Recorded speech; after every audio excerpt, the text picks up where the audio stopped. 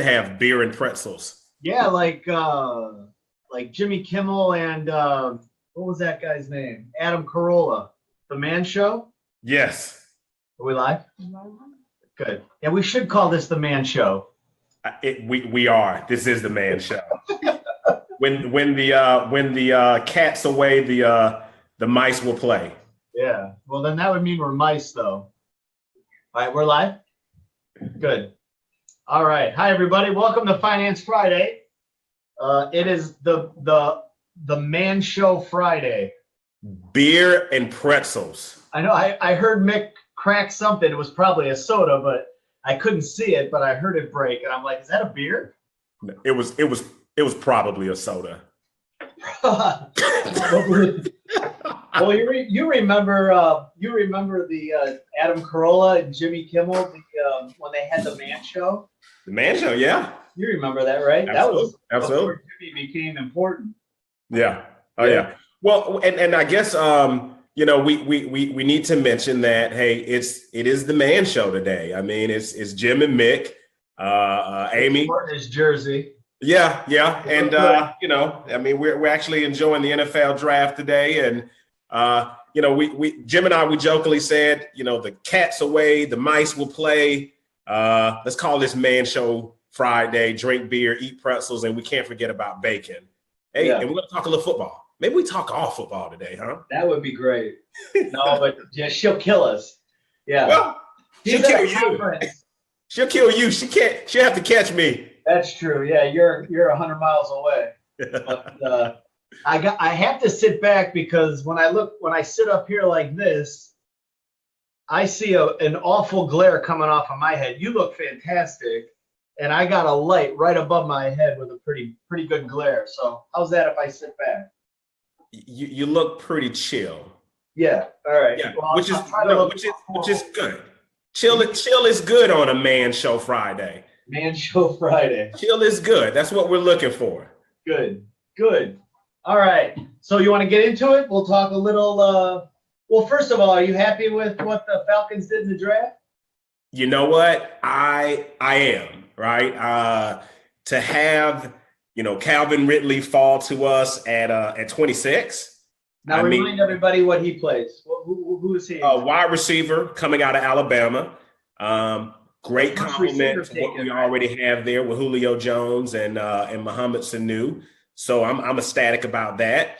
As a Georgia Bulldog, good day for my dogs. The only downside is, we had two of our top dogs picked up by, the Patriots. And, I got some mixed feelings about the Patriots. You and I, we met Vince Valentine down in Miami. Great kid. Yeah, great guy. Have a super season this year. But my friends in Atlanta, they know what I'm talking about. Yeah, that's a sore subject for any Falcons fan. So great for Isaiah Wynn and Sonny Michel. Congratulations to them. There we go. Yeah. I'll leave it there. All right. Okay. And my Browns, I wasn't super happy about the first pick. Initially. You were not, but your feelings have changed. Tell me about it. I am. I think after really the only knock on him, well, the major knock on him is that he's only just over 6 foot. But he is deadly accurate and he's competitive, and I'll take it. I mean, there was no sure thing at quarterback in this draft. I think he's, in my opinion, except Baker Mayfield. I mean, on the field, the guy did everything that you could ask a quarterback to do for his team. I mean, he put up 40+ points against my Georgia Bulldogs at the Rose Bowl. I'm glad to see him leave Oklahoma because on the field, there are no issues. Now, maybe some questionable things off the field, but when God forbid video cameras on telephones existed when I was 23 years old. Right. If they did, Jim, I wouldn't be sitting here with you today. So he'll have an opportunity to mature, put those things behind him, and hopefully win a lot of football games for your Browns. Yeah. Yeah, so I was more concerned about that second pick than the first. Bradley Chubb, you let him go? Yeah, time will tell on that. Yeah, I was more disappointed with the fourth pick than the first pick. But anyway, well, let's get into some finance and see if we can help some people out today. Yes, yes. So by the way, Amy is 1,000 miles away, and she's already getting on us about talking football. So yes, we'll get on topic. So if you don't mind, let me lead into this. So every week we want to make sure that we're bringing information that is relevant to today, right? We want to kind of just tap in, see what you're thinking about, and make sure that, we're tapped in. We're not just talking about things that we want to talk about. We want to talk about what you want to talk about. And the topic today, it actually came from an article that was posted on CNN. It was shared on Facebook, and it had some startling statistics. And the statistics that really stuck out, it said that 57% of adults in the U.S. have less than $1,000 in savings. That's 30. I know it's hard to fathom, right? Yeah. And that 39% of U.S. adults have no savings at all.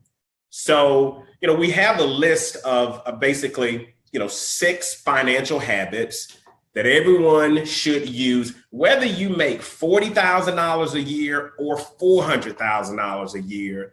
These are some habits that we all need to be utilizing. Right. Good. Yeah. So number one, the first tip we have here is follow a budget. And I know it sounds so basic because the problem with, I think, following a budget is that's not fun at all. Right? No. I mean, who wants to follow a budget? No, it's not.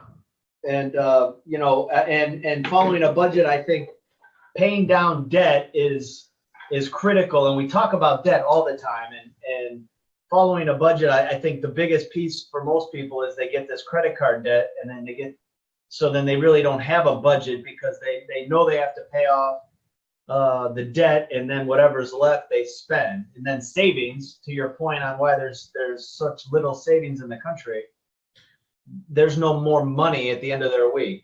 Yeah. Well, we had a conversation. I guess we've been having this conversation over the past, couple weeks about, not every month, every dollar that you make today is for today. You have to meter it out. Last week we talked about, teaching your kids, budgeting. And the reason why this is important is if you don't stick to a budget, then you will always, be beyond your means. John Hope Bryant, I love following him. He uses a term, a lot of times when you end up with more month than you have money. And when you don't adhere to a budget, you will always have more month than you have money. Yeah. And you have more month than you have money. And when I say month, I mean monthly expenses. You're going to try to find some stop gaps to, fill that gap. That's when you start digging yourself into that hole of debt, where you're going out and you're borrowing against your future earnings. So you gotta listen to me. You have to stick to a budget. You have to learn how to budget. Absolutely. Good. Yeah. 6 months of living expenses, I think, should be a goal when you're setting a budget. You have to plan. The main thing is don't get into debt with the budget. If we can get rid of the debt and not use that credit card, you could use the credit card, but you got to pay it off every month, right? Mm-hmm. Yeah. And if you could budget in that you want to save a little bit every paycheck so that you have 6 months of living expenses in cash, that'll go a long way. That way you don't get stuck when the emergency comes up and you have to put on new tires on the car, and it costs $1,000 for new tires. You could just take it from your cash reserve instead of the credit card, and then you get killed in interest. So, exactly. When we're talking about the NFL today, a lot of lives are being changed today. They were changed yesterday. They'll be changed over this weekend. Even with our athletes, we talked about last week how when you're in a collegiate environment where, every day you wake up, everything is kind of provided for, so you're still not really being taught, about budgeting, or your life is getting ready to change today, tomorrow, or yesterday, sometime here in the future, if you're, a college football player aspiring to go to the NFL. You and I, we talked about this. For the NFL, there are 52 weeks in a year. You are paid for 17 of those weeks. You're paid during the season. So you have to think about 17 weeks of pay to cover 52 weeks of living. If you don't learn how to budget, if you don't take this now, consume this and make this a part of your life, all right, you're going to get stuck. And there's some other things that are going on right now where, hey, if you spend all of your money in 30 weeks, and so you're short 22 weeks, there are guys that are coming out and they'll front you the money until you get paid. With interest, that is debt with high interest. So regardless, if you make $40,000 or $400,000, this applies to you. This applies to you. Good. What about the number 2, of the 6 personal finance habits everyone should follow? Number 2 we have is automatic savings. What do you think about automatic savings? What's the benefits of that? I mean, I think of automatic savings. Oh, by the way, if you like this video, share it now. Go and visit our page. Again, we always want to bring pertinent information that's relevant to you today. So if you like it, share it, follow us, visit our page. So the best way I like to think about savings, especially the automated savings, is think about your 401k. And I encourage everyone, if you're at your job right now, you have a company sponsored retirement plan, please participate in your 401k. The great thing about 401k is that every week, every month, or whatever payment schedule you're on, the money is automatically deducted from your paycheck and deposited into your 401k. Right. It happens without you even knowing it. And a lot of times they'll match. So it's free money.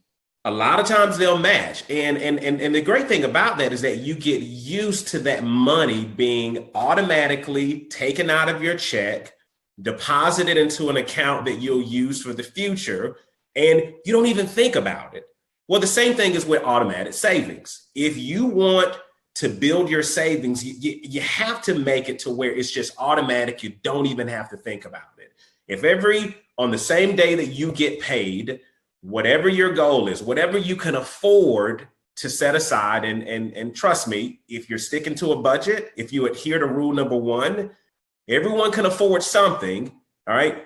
Just have it happen automatically where you don't even think about it. After a while, you won't even realize that extra $100 that you were spending that week or $150 that you were spending that week is being set aside.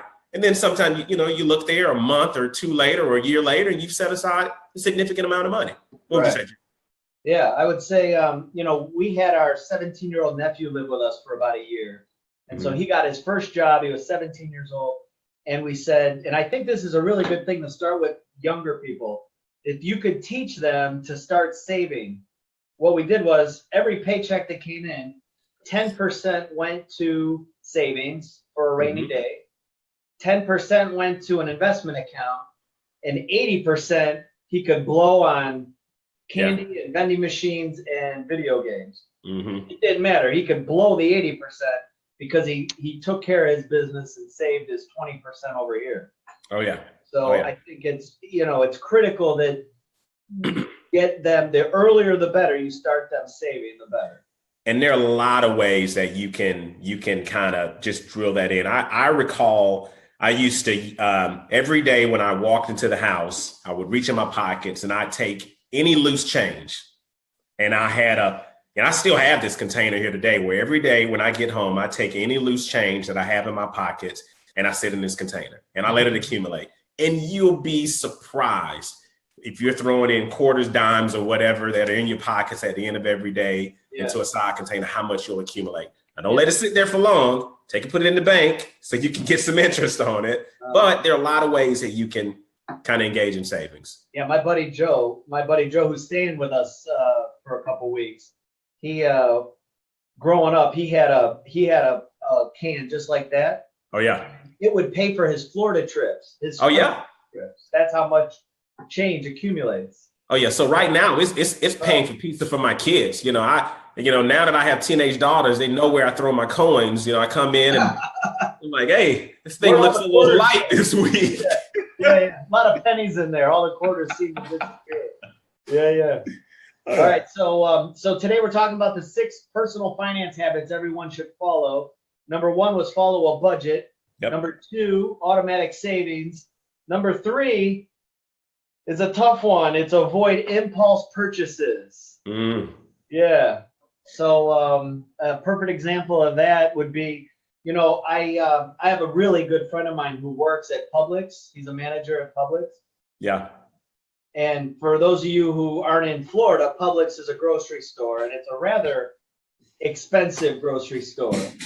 And, so when you go to Publix, I can't tell you how many times we go to Publix and we'll go to buy eggs and milk, and we come back with a $75 bill at the register with two bags of groceries, and it's $70. So that's on a small scale. That's a light impulse purchase. You see the cereal, the buy one get one free cereal that you don't need, the sugary ones that I always buy that Amy constantly yells at me about. Those little impulse purchases will kill a family financially.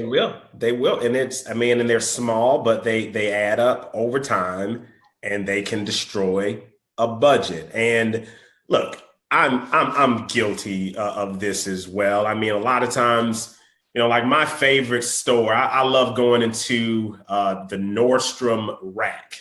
Right, so Nordstrom, the store in the mall. I'm sure they're all over, but they have the Nordstrom rack, which is the outlet. And a lot of times you can go into a Nordstrom rack and you're just sitting there, just walking around, just looking, and you walk by and you say, "Man, look at that belt. That belt is normally." You need to get me one of those if you come across one. I couldn't find one when I went in there, so I'll pay for it. Well, see, I don't want to open Pandora's box for you, because you get one and you end up getting another, right? So, but that's the thing, though. You go in, you see something, you have no intent at all of buying it, but it's on sale, there's a special, there's whatever, and you go and buy that belt. You go and buy that other pair of loafers. You go and buy, and I'm especially talking to our athletes right now. How many Ferragamo belts do you need? How many pair of Gucci loafers do you need? All right. But that is the impulse purchase. Now, Jim, before let's talk about this as well, because this also comes with investments, right? We come into a lot of scenarios where, we have athlete clients. They've been invited into a room to get a presentation. Oh yeah. Okay, and we don't really know the red flags, but the presentation is nice. It's concise. They use terms like exclusive. They use terms like high returns, guarantee, and then they kind of sweeten. They say, "Look, this is getting ready to close. You have to make a decision now." And that is playing on impulses. If you're getting ready to come into a lot of money, if you're going into the league, the predators will start to circle. They're not going away, so you have to prepare for it. Avoid impulse purchases on all levels. Yeah, you have to surround yourself with a team that can vet those kind of things, especially those big investments. Absolutely. I started talking about Publix buying groceries, and that'll eat away at a financial situation over time. But you're right; those big, put $1 million in this strip mall. It's this thing's gonna double in 5 years. Come on. Oh yeah. I think you and I we shared an article on LinkedIn today that kind of talked about putting a vetted and trusted team that can help screen those types of just negative. Not opportunities, but opportunistic people that are trying to come and take advantage of you. So impulse buying, again, if you're sticking to a budget, then it should make you less susceptible to fall victim to making impulse purchases that can blow up your budget. Right. Right. Excellent. So today we're talking about the 6 personal finance habits everyone should follow. Number 1 was follow a budget. Number 2, automatic savings, set the automatic savings up. Number 3, avoid impulse purchases. And number 4, which is so easy that everybody can do, it's pay your bills right away and set up automatic bill pay right online. Yeah. Yeah. I mean, it's easy to do, but a lot of people, they procrastinate, they don't do it. And this is what happens. That bill comes in, you set it down. I'm going to pay it. I'm going to pay it. The money is there to pay it. Yeah. But because of impulse purchasing, the money that you were setting aside to pay the bill, you're at the Publix, you're at the mall, you're somewhere, and the money that you'd set aside to pay that bill, you use it. And now, you don't have the cash there to pay that bill. And, you get behind on the bills. It's going to be our next point, but you don't want to get behind on your bills because it's going to damage your credit. It's going to damage your reputation. And that's what happens. Yep. Which goes back to number 1, follow that budget. If you're following a budget, you won't get behind like that, and there will be money that you can pay all the bills. So, but number 1 might be probably the most important one, I think. Follow the budget. The least fun, but most important. Well, I mean, I think last week when we talked about imparting this type of knowledge to kids, it was one of those foundational pieces. Mm-hmm. I mean, if you can teach a young person to follow a budget, I mean, that is the start to getting them on the right track. You can't overspend if you're sticking to your budget. Right. If you pay your bills on time, whatever you have left, then you can kind of get through the rest of your month. Right.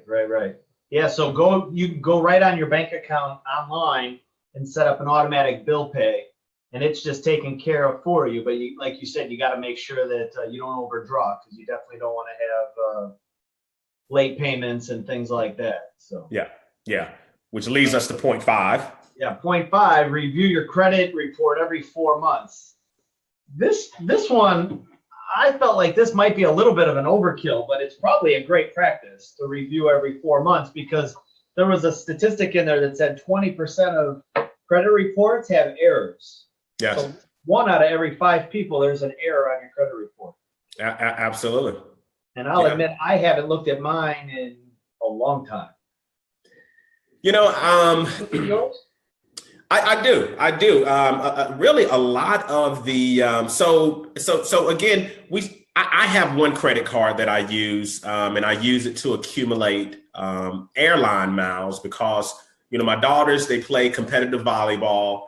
They're flying all over the place. So I say, all right, I'm going to use this card so I can accumulate miles. And one of the benefits that I get with this card is that I get a biweekly update or bi-monthly update on my credit. I can just go in, I can see, what accounts I've opened, what are my open accounts, what the balance is on anything that I may have out there, whether it's a house or a car. So I do check mine pretty frequently. And I think Ed Kastner, he made a great point. Our friend Ed, who's a part of our Fuel network, he made a point of everyone should personally audit themselves once or twice a year. Yeah. And reviewing your credit report is a part of that audit. Audit, your credit, audit, your relationships, audit everything to make sure everything is in order. Hey, not all of us are businessmen, but a lot of our athletes are businesses.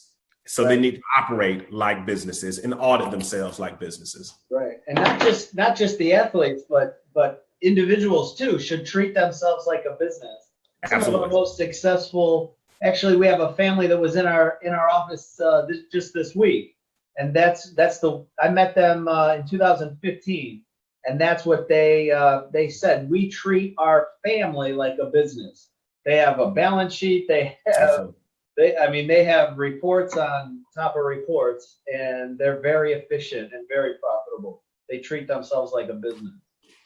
So good. Oh yeah. Oh yeah. Hey, Amy just pointed out. Can you see any of the comments or questions? I certainly don't see any on my side. We may be getting some that we're not aware of. Oh, Ed's on there. Yeah, I can now. Okay. Every 3 years, like a business, Ed says. And can you teach the Browns to draft better? Ed, you're hilarious. That's funny. All right. So Ed, I gave you now I see it. Ed, I gave you a nice little shout out, and I didn't even know you were there. Yeah. But the other thing is, so one, you personally audit yourself like a business. But two, and Amy and we talked about this a couple weeks ago. All right. If you think about your most valuable possession on this earth, right? What's your most valuable possession? And a lot of times we can say, hey, it's my house, it's my kids, it's my jewelry, wherever you are, you think, but think about it. And a lot of times it is your name, it is your reputation. Yeah. Right? It takes you a lifetime to establish a name, to establish a reputation. You can damage it in one day, and it'll take you, and you may not ever reclaim it. Know that your credit is your name on paper.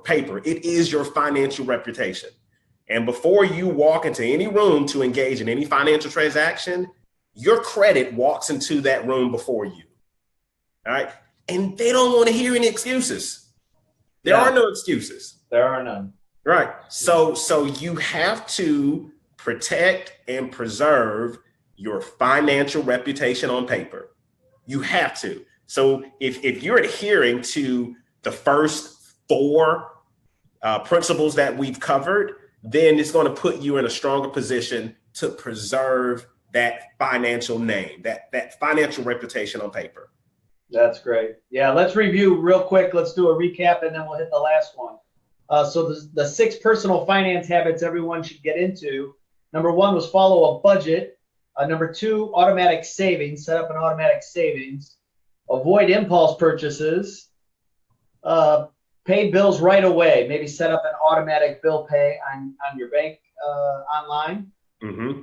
Number 5 was review your credit report every 4 months. Yeah. Treat yourself like a business. And number 6, study your bills for errors. And when I think of this one, I immediately think of like the explanation of benefits for like medical bills. Mm-hmm. I can't tell you how much money Amy saves us every year. I mean, literally thousands. Absolutely. Every year on these, because the insurance companies, a lot of times they just send the bill. And in my previous marriage, my wife, my first wife and I, we would just, if a bill came in, we just paid. Just paid it. Yeah. We never looked at an explanation of benefits. And then I met Amy, and she's, she gets into every little detail, and she's like, no, that was not supposed to be there. And she'll call and sit on the phone for an hour, but it's thousands of dollars. Oh yeah. And Ed says, shout out to Anthony Davenport with Regal Financial, who has a great credit building program. And hey, we mention people like Ed, we mention people like Anthony because we belong to a group, right, where our total purpose for existence is to surround our clients with a network of vetted, trusted associates. And we all have one goal, that is to add value and do no harm. So whenever we mention some of these individuals, these are people that, that we vetted, they're close to us. We know what we're strong at. We know where they are strong at. And, we try to associate ourselves with strong people. Yeah, that's great. So, all right. I think we killed it today. Right? Yeah. And you know what? We're right at 30 minutes, which is awesome. And the cat was away. We got a chance to talk a little bit football. So the mice did play and talk about football. Did you get a beer ever? A beer? Yes. Last night? Oh, well, I got a blue cup, so I'll it is water though. I had one beer last night. for the first round of the draft. I needed one. But Ed, the Browns, if you're still on, Ed, the Browns are going to be fine. I'm happy with the Baker pick. Hey, so before we shut down, I see we have one question. It says, what is your recommendation on paying medical bills? This is from Adelaide Rose. What is your recommendation on paying medical bills? I have a scary one coming, but won't make it a priority until my credit card is paid. So what you can do with medical bills is contact the medical provider and let them know your situation. They'll give you, you could set it up so they'll give you interest free as long as you're paying maybe 50 or $100. As long as you're paying something, they're usually pretty good about that. Whereas the credit card company's not going to, certainly they're not going to give you interest free. You want to get rid of that credit card debt as soon as possible. So reach out to that medical provider and see if they'll see how low they'll let you pay. If it's $25 a month, as long as you're paying it, they'll work with you. Absolutely. So hey, if you have any other questions, again, we'll be back next Friday. But feel free to email us, visit our webpage. You can also leave questions there if you have any additional, questions that that come out of this meeting. Like this video, share it, and we look forward to being back with you next week. Yeah, that was a lot of fun. Hey, same here, Jim. Hey, have a good weekend. Go Falcons. Go Browns. See ya.